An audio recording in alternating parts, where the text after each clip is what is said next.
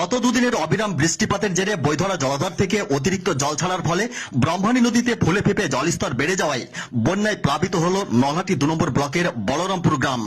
ইতিমধ্যে প্রশাসনিক তৎপরতায় নিরাপদ আশ্রয়ে গ্রামবাসীরা। এলাকায় বন্যা পরিস্থিতি সামাল দিতে স্বয়ং নলহাটি থানার ভারপ্রাপ্ত পুলিশ আধিকারিক মোহাম্মদ আলী প্রাণের ঝুঁকি নিয়ে মাছ ধরা ডোঙ্গায় চেপে বন্যা প্লাবিত গ্রামে গিয়ে বন্যা পরিস্থিতি পর্যবেক্ষণ করলেন। শুধু তাই নয়, আতঙ্কিত গ্রামের মানুষের সঙ্গে কথা বলে বিপর্যয় মোকাবেলায় পুলিশ প্রশাসন তাদের পাশে সবসময় আছেন বলে গ্রামবাসীদের আশ্বস্ত করেন। একইভাবে বন্যা পরিস্থিতি সামাল দিতে বলরামপুর গ্রামে বন্যা দুর্বৃত্তদের খাবার রান্নার জন্য চাল ডাল সহ ত্রিপল দিয়ে বন্যা পরিস্থিতি পর্যবেক্ষণ করলেন নলহাটি 2 নম্বর ব্লকের বিডিও রজত রঞ্জন দাস সহ অন্যান্য প্রশাসনিক কর্মকর্তারা।